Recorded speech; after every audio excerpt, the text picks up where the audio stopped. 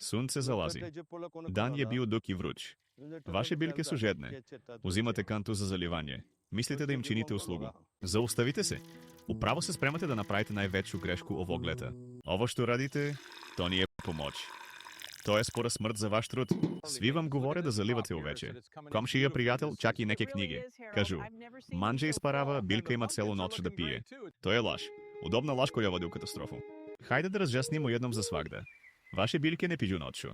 Оне тада спавају.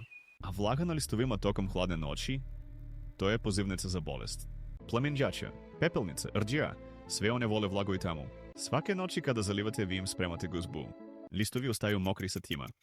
8, 10, 12 сати. Тоа е рај за гливице. Оне се шире, продируваат киво билке и уништавају ја изнутра. Али проблем не е само на листовима. Проблем е и испод земле.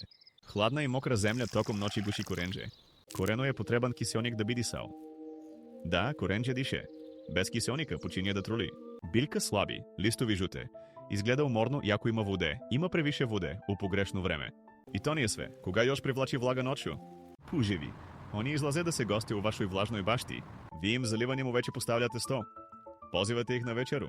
Дакле, шта е решение? Едноставно е. Тако едноставно да е заборавljeno. Заливајте ујутру.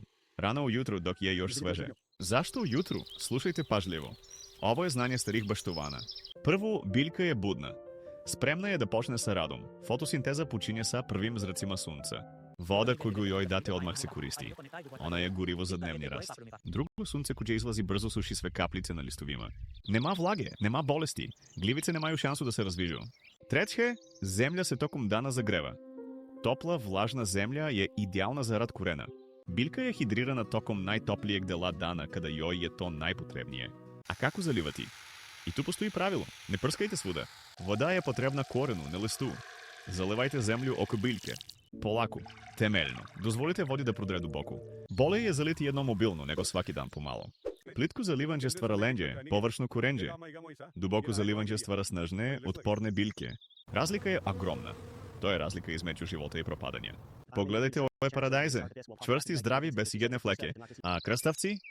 Хрскави пуни живота, без трага пепелнице. Ово е резултат рада по правилима природе, а не по модерним заблудама. Промена е мала, уместо увече залите уџутру. Али та мала промена доноси велику награду. Ваш труд заслужuje да буде награđen багатим родом, а не болестима и штеточинама. Зато од сутра премените своју навику. Слушајте своје билке. Слушајте стара, проверена знања. Ако вам е овај совет био од користи, пријавите се на наш канал. Још многу тајни старих мајстора чека да буде откривено.